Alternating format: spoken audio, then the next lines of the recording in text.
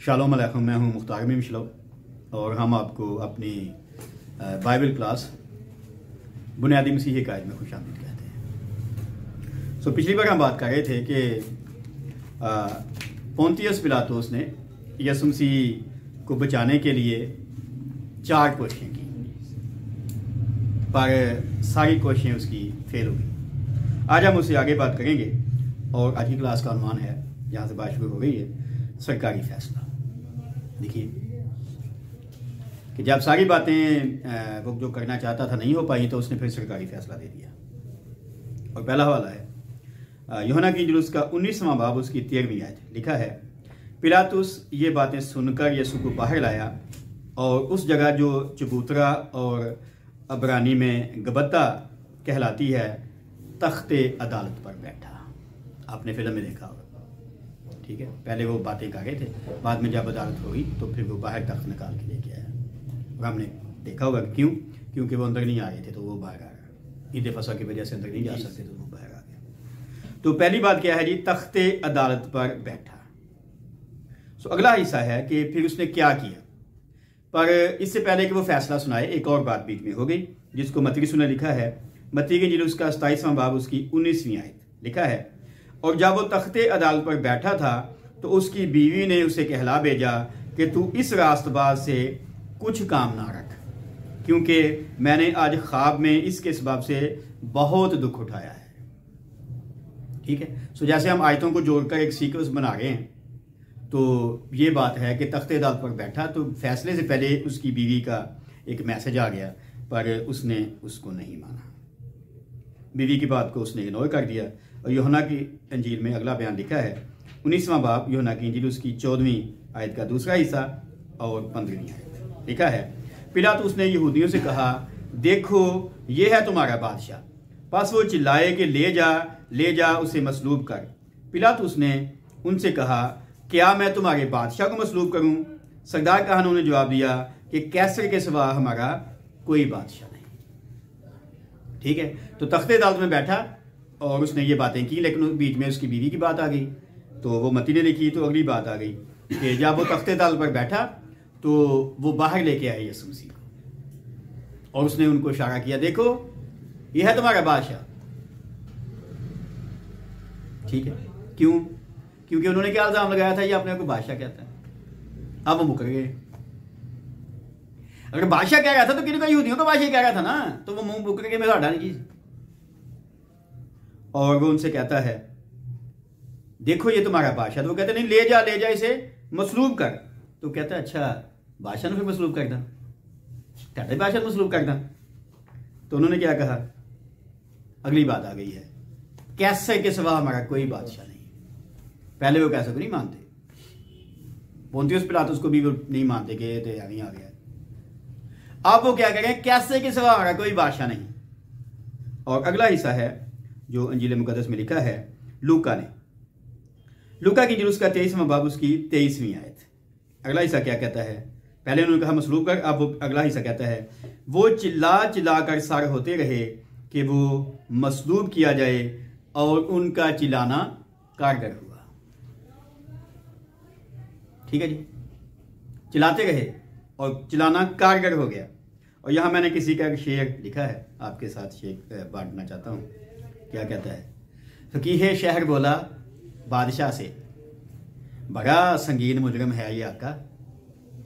फकीह शहर बोला बादशाह से, बड़ा संगीन मुजरिम है ये आका, इसे मसलूब ही करना पड़ेगा, इसकी सोच हमसे मुख्तलिफ है। ये है बात। आज भी कोई यीशु से मुतफिक नहीं होता, हमारे साथ भी मुतफिक नहीं होता। ठीक है जी। आसपास क्यों मुखालफत है? सोच मुख्तलिफ है जी। हम लोगों को कहते हैं आपका चरवाहा खुदा की तरफ से होना चाहिए, वो कहते नहीं भेड़िया भी ठीक है। ठीक है। और उसके बाद क्या हुआ, ये अगला हिस्सा है मत्ती रसूल ने लिखा। मत्ती की इंजील उसका 27वां बाब उसकी 24वीं और 25वीं आयत। लिखा है, जब पिलातुस ने देखा कि कुछ बन नहीं पड़ता बल्कि उल्टा बलवा होता जाता है, तो पानी लेकर लोगों के रूबरू अपने हाथ धोए और कहा, मैं इस रास्तबाज के खून से बरी हूं, तुम जानो। सब लोगों ने जवाब में कहा, इसका खून हमारी और हमारी औलाद की गर्दन पर। आगे बात चली गई, चिल्लाना कारगर हुआ और उसने हाथ धो दिए कि अब तुम जानो तुम्हारा काम। और उन्होंने कहा ओके जी, हमारी औलाद की गर्दन पर। ठीक है। उसके बाद अगला हिस्सा मरकस ने लिखा है। चिल्लाना कारगर हो गया, उन्होंने भी कहा जी ओके, अजी जुर्म कबूल कर लिया। तो आगे क्या हुआ? मरकुस की इंजील उसका 15वां बाब उसकी 15वीं आयत में लिखा है, पिलातुस ने लोगों को खुश करने के इरादे से ऐसा किया। एक हिस्सा। दूसरा हिस्सा जो है वो फिर लूका ने लिखा है। लूका की इंजील उसका 23वां बाब उसकी 24वीं और 25वीं आयत। मरकस कहता है लोगों को खुश करने के इरादे से, और लूका कहता है उसने हुक्म दिया कि उनकी दरखास्त के मुवाफिक हो, और जो शख्स यानी बार अब्बा बगावत और खून के सबब से कैद में पड़ा था और जिसे उन्होंने मांगा था उसे छोड़ दिया, मगर यसू को उनकी मर्जी के मुवाफिक सिपाहियों के हवाले किया। चिल्लाना कारगर हो गया। उसने कहा दे दो, जो कहते हैं कर दो, उनकी मर्जी के मुवाफिक, और उनको खुश करने के लिए उसने ऐसा कर दिया। और उसके बाद अभी हमने पढ़ा, लूका कहता है हवाले किया जाए। क्यों हवाले किया जाए? ये अगला जुमला यूहन्ना ने लिखा है। यूहन्ना की इंजील उसका 19वां बाब उसकी 16वीं आयत का दूसरा हिस्सा है। और वो कहता है सिपाहियों के हवाले किया, लूका ने कहा, और यूहन्ना कहता है कि मसलूब किया जाए, बस वो यसू को ले गए। सिपाहियों के हवाले कर दिया गया। पहले क्यों किया गया था? इसे कोड़े मारो। अब क्यों क्या हवाले किया गया? मसलूब किया जाए, और वो यसू को ले गए। और मरकस अगला हिस्सा लिखता है कि फिर क्या हुआ? यसू को जब उन्होंने पकड़ लिया फिर क्या हुआ? मरकस की इंजील उसका 15वां बाब उसकी 20वीं आयत। और उस पर से अरगवानी चोगा उतार कर उसी के कपड़े उसे पहनाए, फिर उसे मसलूब करने को बाहर ले गए। क्यों ये मरकस ने बयान लिखा? जब हम सीक्वेंस में नहीं आते तो हमें बहुत सी चीज़ों का नहीं पता चलता। क्योंकि जब उन्होंने कोड़े मारे थे तो उसके कपड़े उतार दिए थे, उसके बाद उसे अरगवानी चोगा पहनाया था। अब उसे मसलूब करने के लिए वो अरगवानी चोगा उतार दिया है और दोबारा यीशु के कपड़े उसे पहना दिए। और आप जरा गौर कीजिए कि जब उसे उसके कपड़े उतारे थे, उसको कोड़े मारे थे, और कोड़े मारने के बाद अरगवानी चोगा उसको पहनाया था, ताज पहनाया था कांटों का। उसके बाद जब दोबारा लिबास उतारा जा रहा है, दोबारा पहले वाला पहनाने के लिए, तो वो सारा जिस्म देखें कैसी हालत होती होगी। दोबारा वो जो चिपक गया था लिबास जख्मों से, वो उतर है और दोबारा कपड़े पहनाए जा रहे हैं। सो ये है जी सरकारी फैसला। इस पॉइंट पर भी हमने बात की। तो आगे जाने से पहले सवाल है तो आप कीजिए, फिर हम नए पॉइंट पर बात करते हैं। हमने कोशिशों की बात की, अभी हमने सरकारी फैसला अनाजिल अरबा के तवस्सुल से तरतीब से देखा किस अंजील में इसने क्या लिखा, और एक पिक्चर हमारे सामने आई कि बस वो उन्होंने कपड़े पहनाए और उसे मसलूब करने को बाहर ले गए। जी सवाल प्लीज। अगर सवाल नहीं है तो हम अगले मजमून पे आते हैं, पॉइंट पे। तो अगला पॉइंट है जी हमारा मसलूबियत। और पहला बयान यूहन्ना ने लिखा है। यूहन्ना की इंजील उसका 19वां बाब उसकी 17 आयत लिखा है, और वो यानी यसू अपनी सलीब आप उठाए उस जगह तक बाहर ले गया जो खोपड़ी की जगह कहलाती है, जिसका तर्जमा अबरानी में गुलगुता है। सो आखिरी बयान हमने पढ़ा मरकस का, वो कहता है उसे बाहर ले गए। और बाहर किस लिए ले गए? ठीक है, मसलूब करने के लिए। और यूहन्ना कहता है यसू मसीह अपनी सलीब आप उठाए बाहर गया उस मकाम तक जिसे अबरानी में गुलगुता कहते हैं। और अगला हवाला जो है लूका ने लिखा है। ठीक है जी, काफ़ी लंबा बयान है। और हवाला है लूका की इंजील उसका 23वां बाब उसकी 27वीं आयत से 32वीं आयत तक। और मैं आपके लिए पढ़ देता हूँ ताकि सारा जो वाक़या है हमारे सामने तफसील से रहे। ठीक है। सो यसू सलीब उठाकर जा रहा है, तो फिर क्या हुआ? लूका ने इसको लिखा। और लोगों की बड़ी भीड़ और बहुत सी औरतें जो उसके वास्ते रोटी पीटती थीं उसके पीछे पीछे चली। यसू ने उनकी तरफ फिरकर कहा, ऐ यरूशलेम की बेटियों, मेरे लिए ना रो, बल्कि अपने और अपने बच्चों के लिए रो, क्योंकि देखो वो दिन आते हैं जिनमें कहेंगे मुबारक हैं भांजे और वो रहम जो बार बार ना हुए, और वो छातियां जिन्होंने दूध ना पिलाया। उस वक्त वो पहाड़ों से कहना शुरू करेंगे कि हम पर गिर पड़ो, और टीलों से कि हमें छुपा लो, क्योंकि जब हरे दरख्त के साथ ऐसा करते हैं तो सूखे के साथ क्या कुछ ना किया जाएगा। और वो 2 और आदमियों को भी जो बदकार थे लिए जाते थे कि उसके साथ कत्ल किए जाएं। स्लीब उठाकर बाहर जा रहा है और बाहर का जो मंजर है लोगों के हजूम का, वो बातें उसने लिखी लूका ने। और फिर ये भी कहा कि यीशु अकेला नहीं जा रहा मसलूब होने के लिए, गुलगुता तक जाने के लिए 2 और डाकू भी उसके साथ जा रहे हैं। ठीक है। और यहाँ मैंने अपने नोट्स में लिखा है कि कहते हैं कि स्लीब के जो दोनों शहतीर थे, आप चाहें तो नोट कर सकते हैं, स्लीब के जो दोनों शहतीर थे उनका वजन 136 किलोग्राम था। ठीक है। एक बड़ा शहतीर था, एक छोटा, और दोनों का कुल वजन जो था 136 किलोग्राम था। और इनमें से एक शहतीर जो यीशु के कंधे पर रखा गया था, कहते हैं कि उसका वजन 57 किलोग्राम था। 57 किलोग्राम वो शहतीर जो यीशु के कंधे पर रखा गया। और लिखा है ना, वो अपनी स्लीब आप उठाए उस मकाम तक गया। तो इतना वजन उठाकर वो इस हालत में, ठीक है।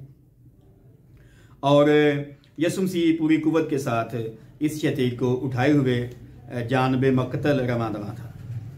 मगर अब क्या हुआ है कि बहुत सा खून बहने की वजह से उसकी हालत काफ़ी ख़राब हो गई। ठीक है।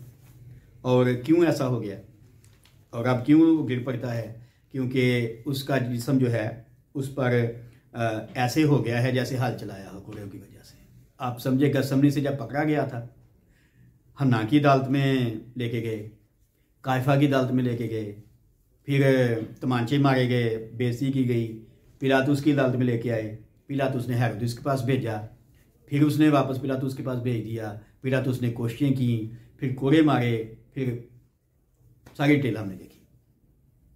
तो हालत देखें क्या होगी। ठीक है। जब हम अगले पोर्शन पे जाएंगे तो फिर मैं एक एक बात की आपके सामने वजाहत करूंगा कि कोड़े मारने से क्या हो गया था और बाद में मेडिकल तबार से क्या हुआ गया था। खैर, तो अब क्या हुआ है जी, वो रवांदमा है और वो अपनी स्लीप उठाए जा रहा है। तो इस हालत में जब उस शतीर उसकी जिस्म से रखा कर नीचे गिरता है तो और ज़्यादा तकलीफ होती है। दोबारा रखते हैं फिर और ज़्यादा तकलीफ होती है और दोबारा खाल उसकी फटती है। और अगला वाक़या जो है लूका ने लिखा है एक जुमला, लूका की इंजील उसका 23-26 आयत का पहला हिस्सा लिखा है, जब वो उसको लिए जाते थे। ये मैंने इसलिए साथ जोड़ा ताकि अगला वाक़या समझने में आसानी हो। जब वो लिए जा रहे हैं तो फिर क्या हुआ। और मरकस ने अगला बयान लिखा है, मरकस की इंजील उसका 15वां बाब 21वीं आयत, वो कहता है, जब लूका कहता है लिए जाते थे तो मरकस कहता है, शमा नामी एक किसान देहात से आते हुए उधर से गुजरा, उन्होंने उसे बेगार में पकड़ा। और अगला बयान फिर लूका कहता है 23 बाब की 26वीं आयत, लूका 23 बाब की 26वीं आयत, और स्लीब उस पर लादी कि यसू के पीछे पीछे चले। तो यसू खाली स्लीब यानी स्लीब के बगैर आगे जा रहा है तो वो पीछे पीछे आ रहा है। ठीक है। और एक बयान मैं यहाँ किसी शख्स का कहना चाहता हूँ, उसका नाम है डेरेक भंगम। वो कहता है कि रोमी हुकूमत में जो उस वक्त थी एक दस्तूर बन गया था मुकामी लोगों के लिए कि अगर कोई फौजी या सिपाही सरकारी जो मुलाजिम है वो किसी शख्स को अपनी हेल्प के लिए बुलाता है, ठीक है, तो वो ज़बरदस्ती उसको नहीं कुछ कह सकता, उससे कहेगा कि मेरी हेल्प करो। तो हेल्प का क्या तरीक़ेकार है कि वो एक ख़ास मकाम तक उसे ये कह सकता है कि मेरा जो सामान है उठा कर ले जाओ, उसके बाद नहीं वो कह सकता। अगर वो उससे आगे लेके जाना चाहता सामान तो उसे दूसरा बंदा ढूंढना चाहिए। ये मैं इसलिए वाज़ेह करने की कोशिश कर रहा हूँ ताकि हमें मालूम हो कि शमाउन ने, ठीक है जी, कितनी देर तक यसू की स्लीब उठाई थी। क्यों? क्योंकि अगला बयान लोग समझते हैं जो ना कि जिनको पढ़ करके लिखे वो आप अपनी स्लीब तो लोग है कि शायद वो शमाउन के नहीं आगे तक मसरूफ हो गए थे, ऐसा नहीं। तो दस्तूर क्या था जी, 1 मील तक सिर्फ फौजी हेल्प ले सकता है। तो इसका मतलब हुआ उस शख्स ने जिसको बेगार में पकड़ा गया है तो 1 मील तक यसू की स्लीब उठाने का मुआहदा था उसके साथ। याद रखेगा जी, ठीक है। और इसीलिए यसू ने कहा था मुनादी करते हुए, अगर कोई तुझे बेगार में 1 मील ले जाए तो उसके साथ 2 मील चला जाए जी। समझ आई बात जी। तो यसू ने कहा अगर कोई 1 मील ले जाए तो 2 चल जाओ। इतनी कैपेसिटी होनी चाहिए बर्दाश्त की एक मसीही में, ठीक है। खैर, तो एक मखसूस मकाम पर पहुंचकर उन्होंने यीशु की सलीब को शमा उनके कंधे से उतार दिया और दोबारा यीशु के कंधे पर रख दिया। और मत्ती रसूल अगला बयान लिखता है। मत्ती की इंजील उसका 27वां बाब उसकी 33वीं और 34वीं आयत में लिखा है, और उस जगह जो गुलगुता यानी खोपड़ी की जगह कहलाती है पहुंचकर पेत मिली हुई मैं उसको पीने को दी, मगर उसने चख कर पीना ना चाहा। सलीब दोबारा यीशु के कंधे पर मुंतकिल हो गई और वो लेके जा रहा है, और आगे एक मकाम पर भी मकाम मसलूबियत नहीं आया, तो एक मकाम पर उन्होंने उसको मैं पेश की है। क्यों नहीं यीशु ने पी, ये मैं आगे बताता हूँ, ठीक है। तो बाइबल मुकद्दस के पुराने हनामे में मैंने एक सवाल का जवाब भी बहुत साल पहले 2004 में जब मैं एडिटर था कॉरेस्पॉन्डेंस कलर बुलेटिन में छापा था कि मैं और शराब में क्या फ़र्क है, तो 13 मुख्तलिफ अबरानी अल्फाज आए हैं पुराने हनामे में मैं को पेश करने के लिए 13, और अंजील में या सेप्टुजेंट में उनका मुतरादफ यूनानी लफ्ज़ मौजूद है, लेकिन हमारे उर्दू तर्जमे में तो हम या मैं कहेंगे या शराब कर देंगे तर्जमा, या अंगूर का हासिल कुछ ऐसे ही कर देंगे, बस ये नहीं साड़ी उर्दू ज़ुबान पसी। खैर, तो लेकिन असल में हम जब पढ़ते हैं तो फिर समझ आती है कि बात क्या है। और अभी हम यहाँ ये बात पढ़ रहे हैं कि जब वो यीशु पहुँचा तो उन्होंने उसे पेत मिली हुई मैं पेश की, ठीक है। पेत मिली हुई मैं, यही पढ़ा ना जी, ठीक है। तो मैं यहाँ बताना चाहता हूँ कि ये कैसे बनाई जाती है। आम मैं है उसके लिए लफ्ज़ इस्तेमाल किया जाता है याजीन। याजीन, ये याजीन वही मैं है जो यीशु ने मोज़ा करके बना दी थी। ये आम मशरूब है, यानी नशा आवर नहीं है, ठीक है। जैसे शरबत हम बनाते हैं, आप समझें अंगूरों का शरबत है, लेकिन उसमें वो क्या करते थे, इंद्रायण डाल देते थे। इंद्रायण समझ देना क्या होती है इंद्रायण? तुम्हा तो पता ना, हाँ, तुम्हा डाल देते थे, उसको कड़वा कर देते। और एक शख्स है डॉक्टर लाइटफुट, उसने बताया कि यरूशलेम की दौलतमंद खवातीन ये मैं तैयार करती थी, जैसे अक्सर बगावत करते थे, जैसे अब्बा ये इस तरह के लोग करते थे। तो जब वो इस मुकाम पे आते थे मसलूब होने के लिए, तो उनकी हेल्प के लिए, क्योंकि ये मैं पीकर दर्द नहीं होता था, बंदा ज़रा गनूदगी में चला जाता था, और बाद में मसलूबियत का जो मंजर था वो उसमें उसे दर्द नहीं होती थी। तो यीशु को भी उन्होंने वही पेश की, पर यीशु ने चख कर पीना नहीं चाहा, क्योंकि यीशु होशो हवास में मेरे और आपके लिए दुख उठाना चाहता था। याद रहेगा।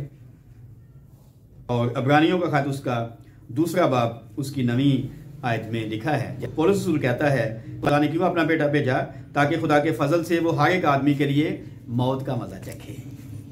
तो मौत का मजा होशो हवास में चखना चाहता था।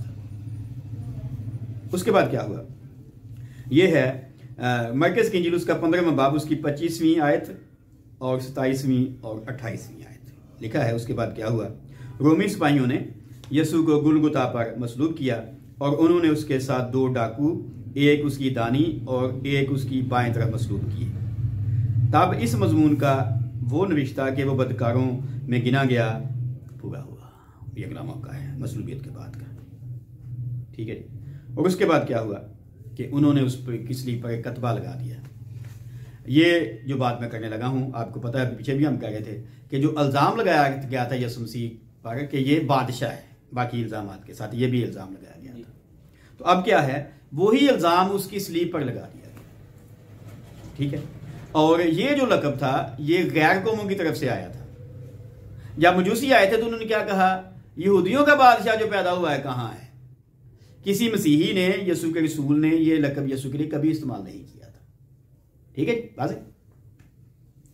और अब क्या हुआ है कि उन्होंने यही लगा दिया। और अगला वाक़या जो मजूसियों के बाद का है, यूहन्ना की इंजील उसका 19वां बाब 3री आयत, और लूका की इंजील उसका 23वां बाब उसकी 36वीं और 37वीं आयत में आप देखें कि वो सिपाही जो यीशु को लान तान कर रहे थे, वो भी कहते थे, ऐ यहूदियों के बादशाह आदाब, ठीक है जी। और यीशु की सलीब पर भी जब वो था तो तब भी उन्होंने ठट्ठा मारा था कि यहूदियों का बादशाह है।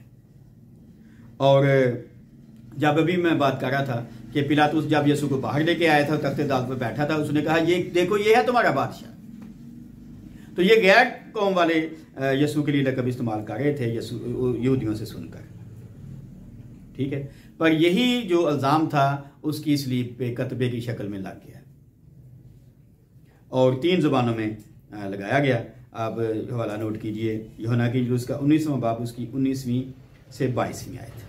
सो पिलातुस ने सरकारी और अदालती ज़ुबान लातीनी, अर्ज़ मुक़द्दसा में बाहमी राब्ते की अदबी ज़ुबान यूनानी और यहूदियों की मजहबी ज़ुबान अबरानी में उसका इल्ज़ाम लिख कर उसके सर के ऊपर, मत्ती की इंजील उसका 27 बाब 37वीं आयत, एक किताबा स्लीब पर लगा दिया। उसमें लिखा था यसु नासरी यहूदियों का बादशाह। उस किताबे को बहुत से यहूदियों ने पढ़ा, इसलिए कि वो मुकाम जहाँ यसु मसलूब हुआ यरूशलेम शहर के नज़दीक था। बस यहूदियों के सरदार काहनों ने पिलातुस से कहा कि यहूदियों का बादशाह ना लिख, बल्कि ये कि उसने कहा मैं यहूदियों का बादशाह हूँ। पिलातुस ने जवाब दिया कि मैंने जो लिख दिया वो लिख दिया। सो यहाँ तक बात पहुंची और अगला जो हिस्सा है यीशु मसीह ने सलीब पर 7 कलमे कहे थे। हम उसकी तफसील में नहीं जाएंगे, आपको पता ही।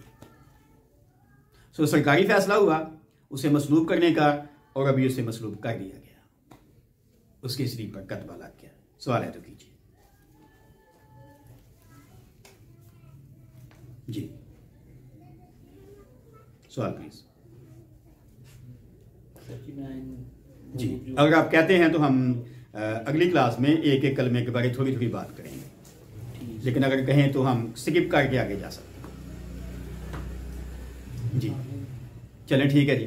आज की क्लास हमारी यहीं तक थी, क्योंकि अगला जो बयान है कलमों वाला वो लंबा है, तो एक क्लास में हम सब पे बात करेंगे।